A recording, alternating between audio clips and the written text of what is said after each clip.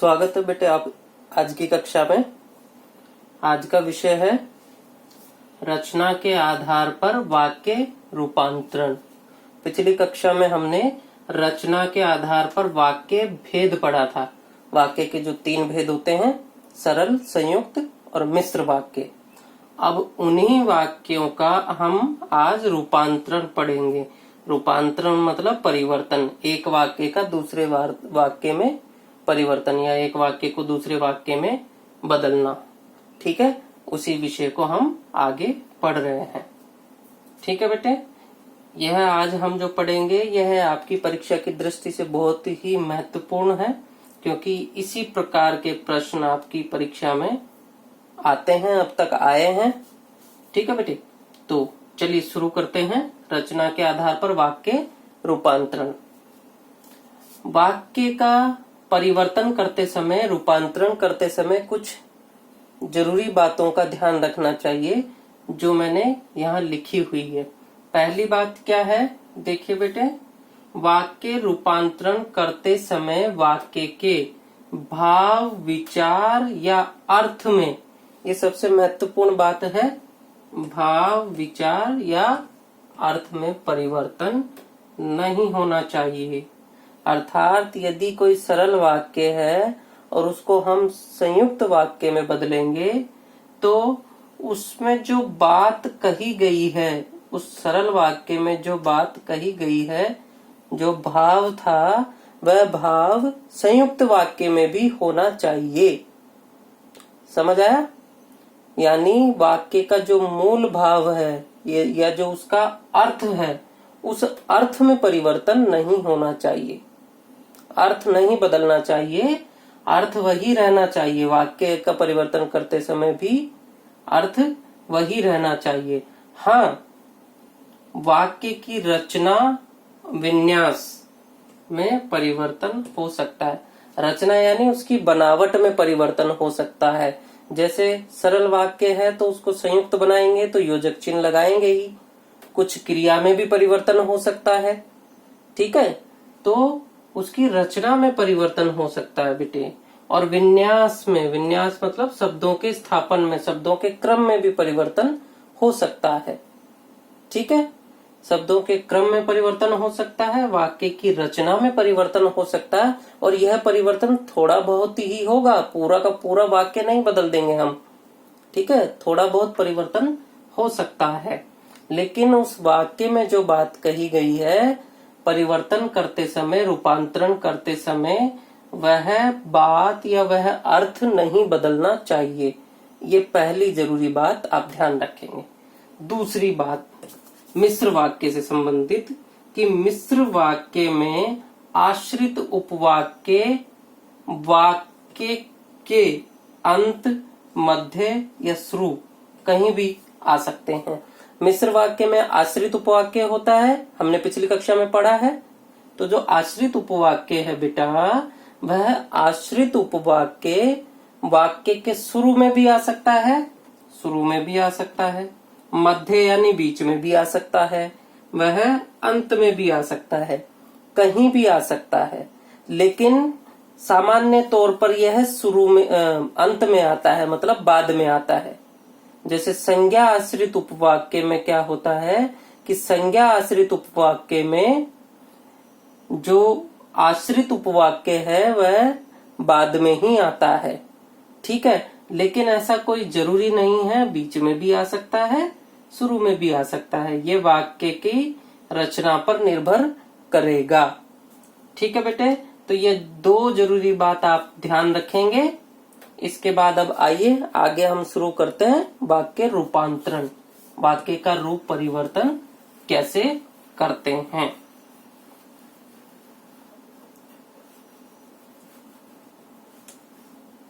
मैं यहाँ पर आपकी परीक्षा आधारित प्रश्नों, यानी परीक्षा में जिस प्रकार के प्रश्न आते हैं उस तरीके से हम हल करेंगे।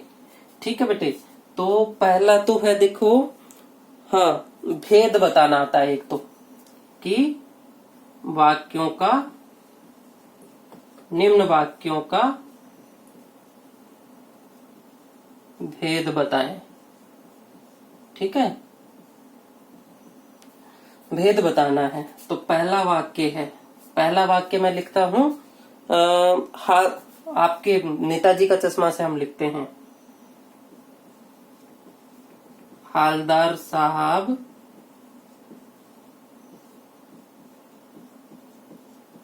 चौराहे चौराहे पर पान खाने के लिए रुकते थे। किस प्रकार का वाक्य हो जाएगा ये? देखो, वाक्य को पहचानो, पहले वाक्य की पहचान करते हैं। हमने सरल, संयुक्त, मिश्र 3 वाक्य पढ़े हैं। तो देखने में, पहली दृष्टि में देखने में यह पूरा का पूरा एक ही वाक्य लग रहा है, एक ही वाक्य लग रहा है। इसमें कोई योजक चिन्ह भी नहीं है, कोई बीच में ठहराव यानी कोमा भी नहीं है। तो देखने में यह पूरा का पूरा जो है सरल वाक्य लग रहा है। कैसा वाक्य लग रहा है? सरल वाक्य। एक ही इसमें मुख्य क्रिया है, रुकते थे, यह एक ही मुख्य क्रिया है। ठीक है बेटे। और हालदार साहब यह उद्देश्य है। ठीक है। चौराहे पर पान, पान इसका कर्म हो गया, रुकना, पान और खाना भी क्रिया हो गई। ठीक है। चौराहे पर, चौराहा जो है अन्य शब्द, जो पूरक शब्द मैंने बताए थे ना कि पूरक शब्द भी कोई अन्य शब्द आता है उसको पूरक शब्द कहते हैं। ठीक है। चलिए इसको देखिए कि पूरा का पूरा वाक्य एक दृष्टि में देखने पर एक ही वाक्य है, इसमें एक ही मुख्य क्रिया है, एक ही उद्देश्य है, उद्देश्य तो एक से अधिक भी हो सकता है, और एक ही विधेय है, कोई बीच में योजक चिन्ह नहीं है। अर्थात ये कैसा वाक्य हो गया? सरल वाक्य। इसलिए मैंने आपको बताया था कि सरल वाक्य जरूरी नहीं है कि छोटा ही हो, बड़ा भी हो सकता है। ये बड़ा वाक्य है, सरल वाक्य। ठीक है बेटा। दूसरा वाक्य हम करते हैं। दूसरा वाक्य होगा बेटे, वह भी इसी प्रकार की आपकी किताब का, इसी प्रकार से लेते हैं हम। बाल गोविंद भगत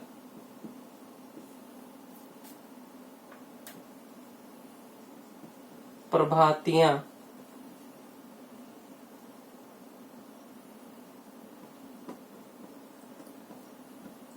गाते थे। ठीक है। तो यह तो बहुत छोटा सा वाक्य है और एक दृष्टि में देखने पर ही हम इसका बता सकते हैं उत्तर। क्या उत्तर होगा? सरल वाक्य। यह भी सरल या साधारण वाक्य है। बाल गोविंद भगत उद्देश्य है, गाना क्रिया है, प्रभातियां जो है कर्म है। ठीक है। तो एक उद्देश्य, एक विधेय है। ठीक है ना? ठीक है बेटे। तो एक ही वाक्य है, कोई भी योजक चिन्ह से यह नहीं जुड़ा हुआ है।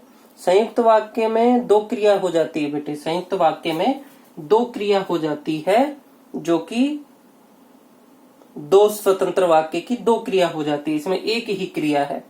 ठीक है। तो यह इसकी पहचान थी ना। हमने पहचान में क्या पढ़ा था कि सरल वाक्य में एक ही मुख्य क्रिया होती है और एक ही विधेय होता है, जबकि संयुक्त वाक्य में 2 विधेय हो जाएगा।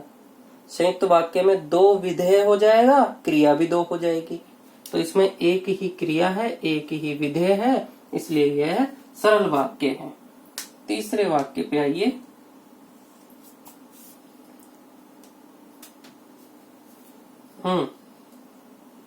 उसने बहुत मेहनत की, परंतु सफल नहीं हो सका। ठीक है। अब बेटे इस वाक्य को आप ध्यान से देखिए, यह थोड़ा सा वाक्य इन दोनों से अलग है, अर्थात इसमें कोई दूसरा ही भेद होगा। कैसे देखना हम कैसे इसको देखेंगे? यह सरल वाक्य की परिभाषा पर तो खरा नहीं उतर रहा है, क्योंकि इसमें जो है दो क्रिया हो गई। सफल होना नहीं हुआ ना, तो होना एक क्रिया हो गई और मेहनत की करना एक क्रिया ये हो गई। ठीक है, ये क्रिया विधेय दो हो गया, उसने कर्ता उद्देश्य एक हो गया। ठीक है, बहुत मेहनत की, यह विधेय हो गया। सफल नहीं हो सका, यह विधेय हो गया। दो विधेय हो गया ना। और सबसे जरूरी बात, कुछ मत देखिए, एक ही चीज देखिए कि यहाँ पर जो है परंतु योजक चिन्ह आ गया। यहाँ पर क्या आया? परंतु योजक चिन्ह, जो कि हमने संयुक्त वाक्य में पढ़ा था। संयुक्त वाक्य के जो समानाधिकरण योजक चिन्ह थे, उसमें मैंने यह लिखवाया था कि परंतु, किंतु, बल्कि। ठीक है, यह सब योजक चिन्ह किसमें आते हैं? संयुक्त वाक्य को जोड़ने में, प्रयोग में आते हैं। तो हम परंतु देख लेंगे और फिर दोनों तरफ के दो वाक्य देख लेंगे, दो स्वतंत्र वाक्य हैं। तो यह कौन सा वाक्य हो गया? संयुक्त वाक्य। मैंने बता ही दिया आपको, संयुक्त वाक्य का ये योजक चिन्ह है। तो ये कौन सा वाक्य हो गया? संयुक्त वाक्य। ठीक है, आगे चले।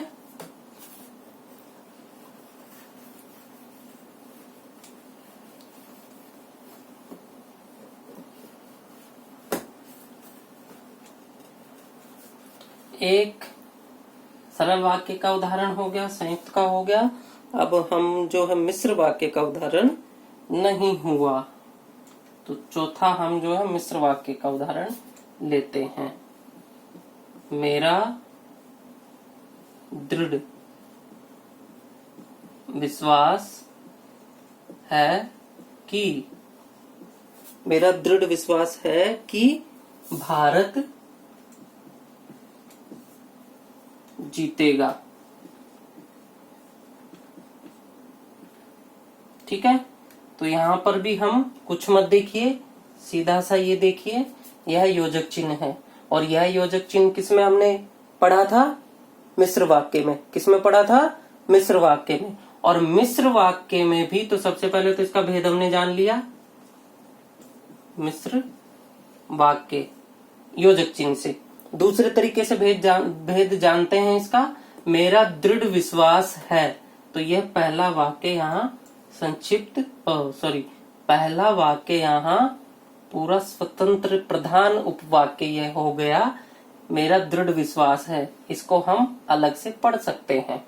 ठीक है, अब कि भारत, कि भारत जीतेगा, तो की से अगर हम पढ़ते हैं तो यह वाक्य अपने आप में कुछ अधूरा स्पष्ट होता है। ठीक है, तो यह वाक्य इस पर आश्रित हो गया। तो इसमें हम भेद भी बता सकते हैं। यह प्रधान वाक्य हो गया, प्रधान उपवाक्य, और यह यहां से लेके यहां तक आश्रित उपवाक्य। अच्छा, अब इसका भेद भी बता सकते हैं हम। मिश्र वाक्य में 3 प्रकार के आश्रित उपवाक्य होते हैं ना। तो की किसमें हमने पढ़ा था? संज्ञा आश्रित में। किसमें पढ़ा था? कि जहां की से शुरू होगा वो संज्ञा आश्रित उपवाक्य।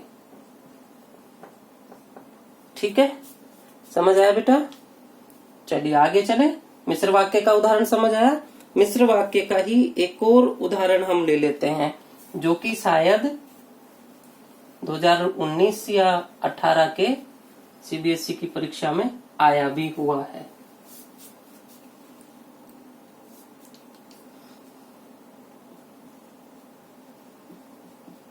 बाल गोविंद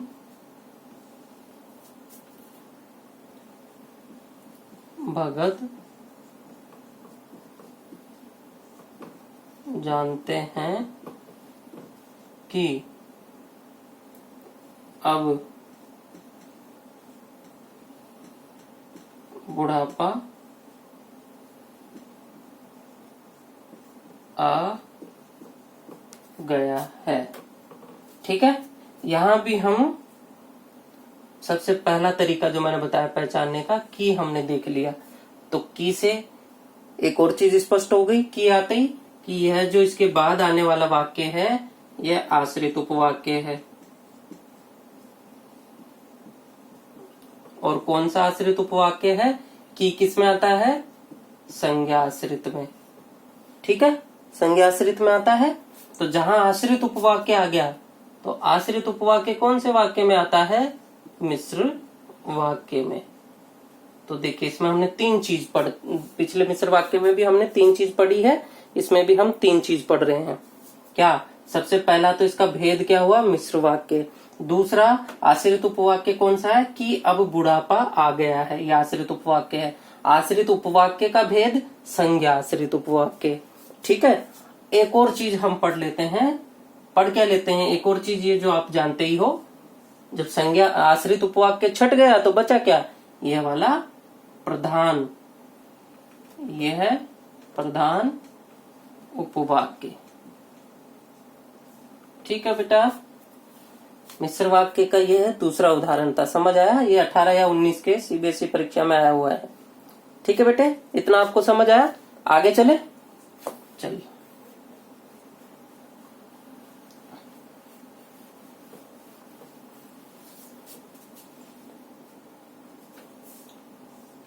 अब हम दूसरे प्रकार का प्रश्न करते हैं। एक तो इस प्रकार का प्रश्न आपके परीक्षा में आएगा कि जो है आपको वाक्य दे दिया जाएगा और वाक्य देने के बाद वाक्य का भेद आपसे पूछा जाएगा कि निम्नलिखित वाक्यों का भेद बताइए। ठीक है, यह पूछा जाएगा, वाक्य का भेद पूछा जाएगा वाक्य आपको दे करके। दूसरा प्रश्न आएगा वाक्य रूपांतरण का, यानी वाक्य का निर्देशानुसार रूप परिवर्तन कीजिए, निर्देशानुसार वाक्य को बदलिए।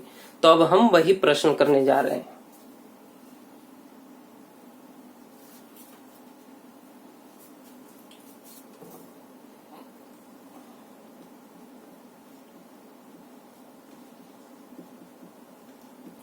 निर्देशानुसार बदलिए। ठीक है, पहला हम लेते हैं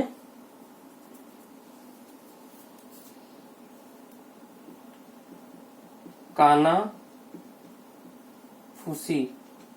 काना फूसी हुई और काना फूसी हुई और मूर्तिकार को इजाजत दे दी गई। सबसे पहले इसी वाक्य का भेद हम पता करेंगे। कौन सा वाक्य है? तो सबसे पहले हम योजक चिन्ह जो ढूंढेंगे वो योजक चिन्ह हमें मिल गया है। और योजक चिन्ह किस में आता है? संयुक्त वाक्य में। ठीक है, तो ये संयुक्त वाक्य है। तो संयुक्त से हमें, यह आपको दिया हुआ होगा, यह बेटे आपको दिया हुआ होगा, यह मैंने यहाँ नहीं लिखा है, आपको दिया हुआ होगा कि संयुक्त से आप इसको जिस भी वाक्य में बदलना होगा। ठीक है, तो हम यहाँ संयुक्त से, ये संयुक्त वाक्य है ना, संयुक्त से इसको सरल में बदलते हैं। संयुक्त से हम इसको सरल में बदलेंगे। तो सरल में क्या होगा?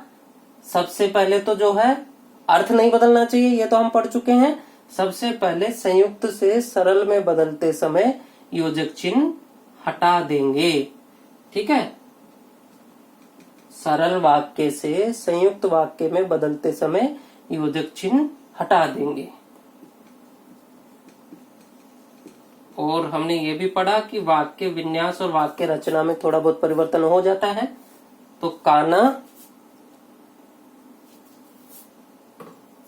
कानाफूसी हुई, यहाँ खत्म हो गया था ना वाक्य। उसके बाद जो है योजक चिन्ह था, तो जब हम योजक चिन्ह हटाएंगे तो इस पूरे वाक्य को एक ही हमें बनाना है। तो इसको हम लिखेंगे कानाफूसी होने के, हुई थी तो होने के बाद लिख रहे हैं, यानी यहाँ हो चुकी थी ना, इसलिए हम होने के बाद ही लिख रहे हैं, हो चुकी थी वो। कानाफूसी होने के बाद मूर्तिकार को इजाजत दे दी गई। ठीक है, समझ आया? संयुक्त वाक्य था, सरल में बदलना है, तो संयुक्त से सरल में बदलते समय सबसे पहले आपको योजक चिन्ह हटाना है और योजक चिन्ह हटा करके उसको मिला देना है। मिला देना मतलब एक क्रिया आपको कर लेनी है। दो क्रिया है ना, दो क्रिया और दो स्वतंत्र वाक्य हैं, उसको मिला के आपको एक वाक्य बना लेना है जिसके अंत में मुख्य क्रिया एक हो जाए। ठीक है, योजक चिन्ह हटा के आपको एक ही वाक्य बना देना है। दूसरा वाक्य हम देखते हैं। दूसरा वाक्य है बेटे,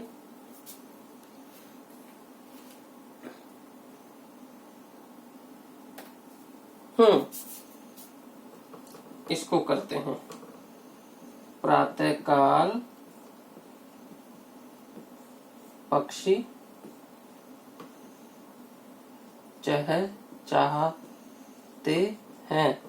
यह तो सरल वाक्य है, देखने में पता चल रहा है सरल वाक्य है, तो इसको सरल से संयुक्त में बदलना है हमें। किस में बदलना है बेटे? संयुक्त में, सरल से संयुक्त में। तो इसमें योजक चिन्ह यहाँ हटा दिया, इसमें हम जोड़ देंगे और दो स्वतंत्र वाक्य बना लेंगे।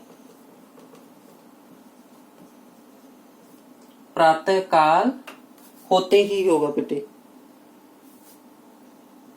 प्रातःकाल लिखा है, प्रातःकाल पक्षी चहचहाते हैं, तो प्रातःकाल में चहचहाते हैं ना, तो लिखेंगे प्रातःकाल, प्रातःकाल हुआ, प्रातःकाल हुआ और पक्षी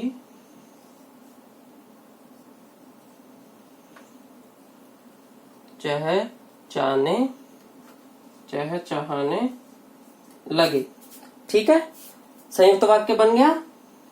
एक स्वतंत्र वाक्य ये, दूसरा स्वतंत्र वाक्य ये। प्रातःकाल हुआ एक स्वतंत्र वाक्य, दूसरा पक्षी चहचहाने लगे।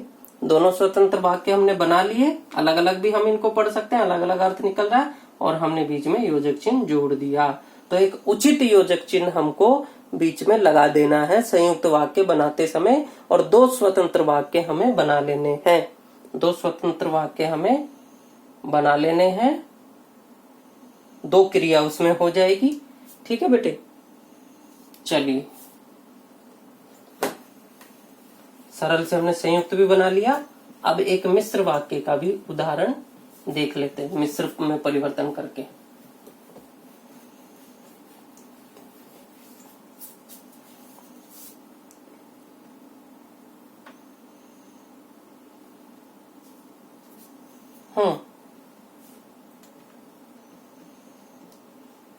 बादल घिरते ही मोर नाचने लगा। यह कौन सा वाक्य है? सरल वाक्य है। अब इसको हमें मिश्र में बदलना है, सरल से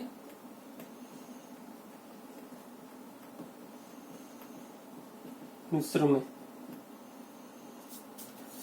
ठीक है बेटे, तो सरल से मिश्र में जब बदलेंगे तो हम फिर से योजक चिन्हों का सहारा लेंगे, जो कि मिश्र वाक्य के योजक चिन्ह है। और योजक चिन्हों का सहारा लेने के बाद हमें एक प्रधान और एक आश्रित उपवाक्य भी बनाना है। यानी वाक्य हम इस प्रकार से बनाएंगे कि एक प्रधान उपवाक्य हो और दूसरा उस पर आश्रित हो। तो देखो, इसी में हम भेद भी कर लेंगे, जो कि आगे पढ़ने वाले हैं, वही भेद हम इसमें भी कर लेंगे। बादल घिरते ही मोर नाचने लगा, यानी बादल घिरते ही, यानी जैसे ही बादल घिरा, जैसे ही बादल घिरा, घिरते ही का मतलब अभी अभी घिरा ही है, तो यहीं से शुरू कर देते हैं हम इसको कि जैसे ही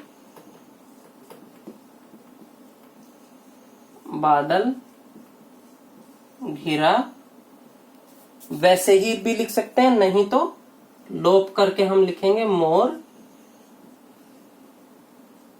नाचने लगे। ठीक है बेटे, ये लोप भी हम इसमें कर सकते हैं।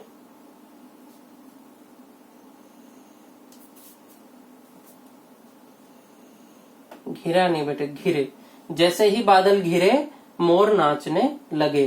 तो यहाँ पर जो हमने योजक चिन्ह का लोप कर दिया, योजक चिन्ह हमने यहाँ आगे लगा लिया ना, तो जैसे वैसे जब तब इस प्रकार का जोड़ा होता है योजक चिन्ह का, जो अक्सर प्रयोग करते हैं। लेकिन एक प्रयोग जब करते हैं तो दूसरे का लोप भी हम कर देते हैं।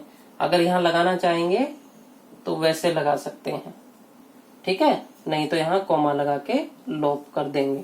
तो जैसे ही बादल घिरे वैसे मोर नाचने लगे। जैसे ही बादल घिरे वैसे ही मोर नाचने लगे, तो वैसे हटा दो, जैसे ही बादल घिरे मोर नाचने लगे। इसमें जो जैसे ही बादल घिरे, यानी अब इसमें हमें आश्रित उपवाक्य का भेद पहचानना है। तो जिस योजक चिन्ह से वाक्य शुरू होता है, यहाँ जैसे से शुरू हो रहा है ना, तो जो वाक्य योजक चिन्ह से शुरू होता है वह आश्रित उपवाक्य होता है। जो वाक्य योजक चिन्ह से शुरू होता है वह आश्रित उपवाक्य होता है, ठीक है। तो आश्रित उपवाक्य हमने निकाल लिया, पहचान लिया। अब आश्रित उपवाक्य का भेद कौन सा है, तो याद करो आप, संज्ञा के लिए हमने की और विशेषण के लिए हमने जो, जिसके, इस प्रकार के शब्दों का इस्तेमाल किया था, योजक शब्दों का। और क्रिया विशेषण के लिए जब, तब, जैसे, वैसे। तो यहाँ जैसे आ गया ना, जैसे आ गया तो यह क्रिया विशेषण में आएगा। वाक्य का भेद आपको वह याद करने पड़ेंगे कि क्रिया विशेषण के योजक चिन्ह कौन कौन से हैं, यानी कौन कौन से योजक चिन्ह में क्रिया विशेषण हो सकता है। तो जैसे ही बादल घिरे, तो यह घिरने की और बादलों के घिरने की, बादल घिरना यानी जो घिर रहे हैं वह एक क्रिया है, और क्रिया की यह विशेषता बता रहा है कि जैसे ही ये काल सूचक है, काल सूचक है कि जैसे ही बादल घिरे, हाँ, जैसे ही बादल घिरे वैसे ही मोर नाचने लगे। तो यह क्रिया विशेषण आश्रित उपवाक्य है बेटे।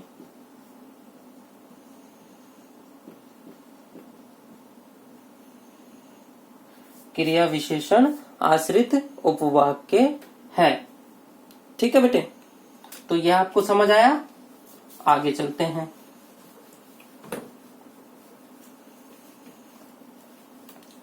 अब इस प्रकार से हम वाक्य का रूपांतरण कर सकते हैं। एक एक उदाहरण मैंने आपको लिखवा करके समझाया है।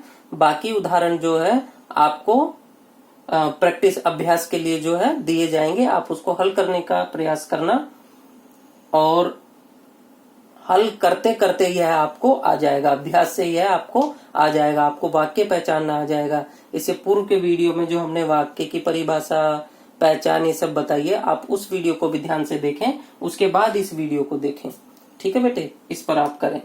चलिए आगे हम चलते हैं। आश्रित उपवाक्य छांटकर हमें भेद बताना है, जो कि हम साथ का साथ तो कर ही रहे हैं। दो वाक्य इसमें कर लेते हैं कि आश्रित उपवाक्य छांटकर भेद बताएं, ठीक है। मैं लिखता हूं एक वाक्य। संज्ञा का तो आपको आसानी से समझ आ गया है, की आएगा तो वो संज्ञा का होगा, तो संज्ञा का हम नहीं लिख रहे हैं, ये वाला वाक्य लिख रहे हैं। यह वही। दूसरे प्रकार का प्रश्न वह था बेटे जो वाक्य पहला आपको परीक्षा में आएगा, पहला भेद पहचानने का, दूसरा आएगा वाक्य रूपांतरण का, और तीसरा जो मिश्र वाक्य का एक प्रश्न आएगा या दो प्रश्न, मतलब 1 नंबर या 2 नंबर का जो भी आएगा, जो मिश्र वाक्य का सिर्फ होगा, ठीक है। पूरा 3 या 4 नंबर का आपका आता है। तो जो तीसरे प्रकार का प्रश्न बनता है वह यह बनता है कि आश्रित उपवाक्य छांटकर उसका भेद बताइए। यह वही लड़का है, यह वही लड़का है जो कक्षा में प्रथम आया था। तो मिश्र वाक्य तो है ही। जब हम लिख रहे हैं कि आश्रित उपवाक्य का भेद छांट, आप आश्रित उपवाक्य छांट कर बताओ, तो आश्रित उपवाक्य मिश्र वाक्य में आता है, तो ये मिश्र वाक्य ही है। अब हमें सिर्फ इसमें आश्रित उपवाक्य छांटना है। तो मैंने आपको बताया था कि जो वाक्य योजक शब्द से शुरू होता है, जो वाक्य योजक शब्द से शुरू होता है, आमतौर पर वही जो है आश्रित उपवाक्य होता है। तो यहाँ योजक शब्द से कौन सा शुरू हो रहा है? ये वाला वाक्य जो कक्षा में प्रथम आया था। तो यह तो हो गया आश्रित उपवाक्य। ठीक है बेटे। अब इसका आपको भेद पूछा है। भेद कौन सा है? जो कक्षा में प्रथम आया था। तो यहाँ आप देखेंगे कि जो किसमें हमने लिखा था, जो योजक चिन्ह हमने विशेषण में लिखा था, जो हमने विशेषण में लिखा था, तो यह विशेषण आश्रित उपवाक्य है। इसके हिसाब से भी हम इसको समझ सकते हैं कि यह था यहाँ पर बेटे, यह वही लड़का है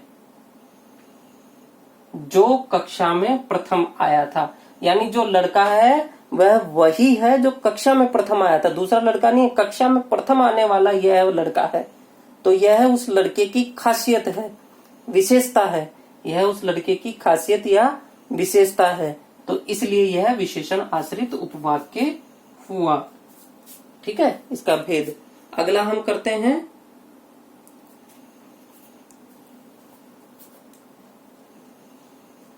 जब पानी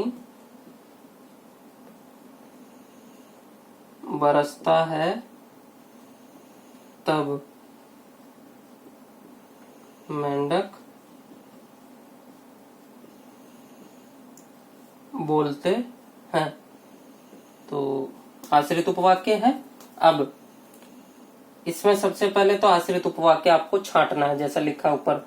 तो मैंने क्या बताया है कि जो योजक शब्द से शुरू होता है। अब आप कहोगे सर ये भी शुरू हो रहा है, ये भी शुरू हो रहा है।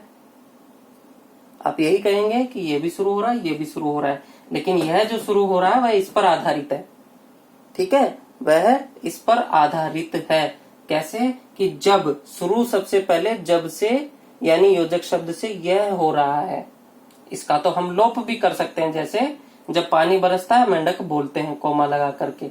ठीक है, तो जो वाक्य, इसका लोप हमने ऊपर भी किया था, इसको तो हम गायब भी कर सकते हैं। तो यह जब, तब से नहीं, जब, ये तो बाद में हो रहा है, यह क्रिया तो बाद में हो रही है। जब पानी बरसता है, इसको पढ़ो, देखो, इसको पढ़ने पर क्या यह अस्पष्ट अर्थ दे रहा है। तो जो अस्पष्ट अर्थ दे वह आश्रित होता है। ठीक है, वह किसी पर निर्भर है अपने अर्थ के लिए, तो यह दूसरे पर निर्भर है। तो जब पानी बरसता है, तो इसमें यह वाला आश्रित उपवाक्य। तो यह दूसरा नियम है जो हमने रूपांतरण का पढ़ा था कि आश्रित उपवाक्य शुरू में भी आ सकता है, मध्य में भी और अंत में भी आ सकता है। तो अब तक तो अंत में ही आ रहा था, यहाँ पर यह पहले आ गया है। ठीक है, यहाँ पर यह शुरू में आ गया है। तो जो योजक शब्द से शुरू हो जो वाक्य, वही आश्रित उपवाक्य है।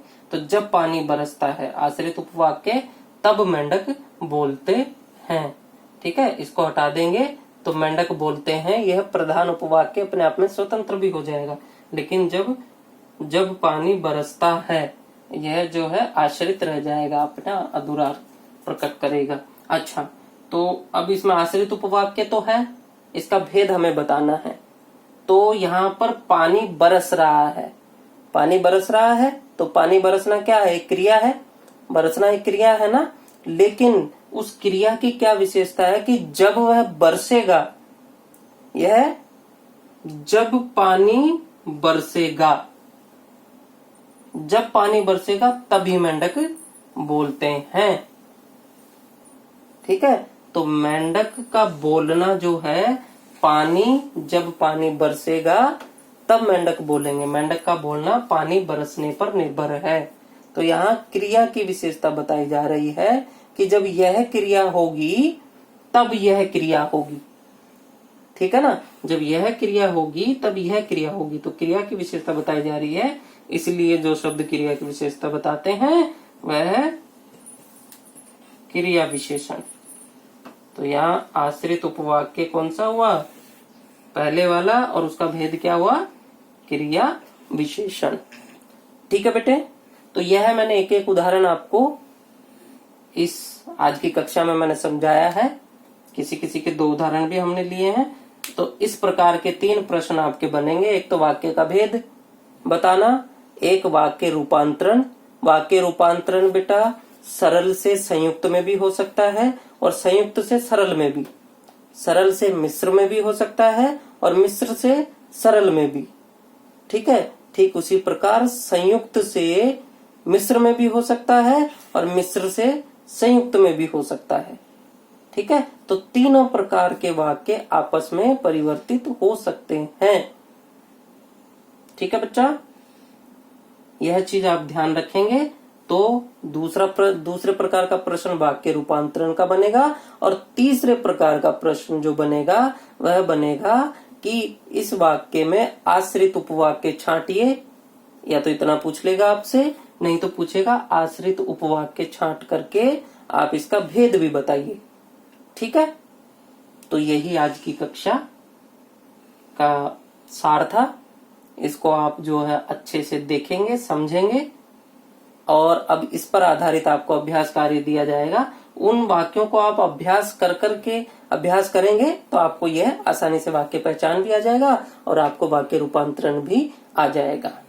ठीक है बेटा, धन्यवाद।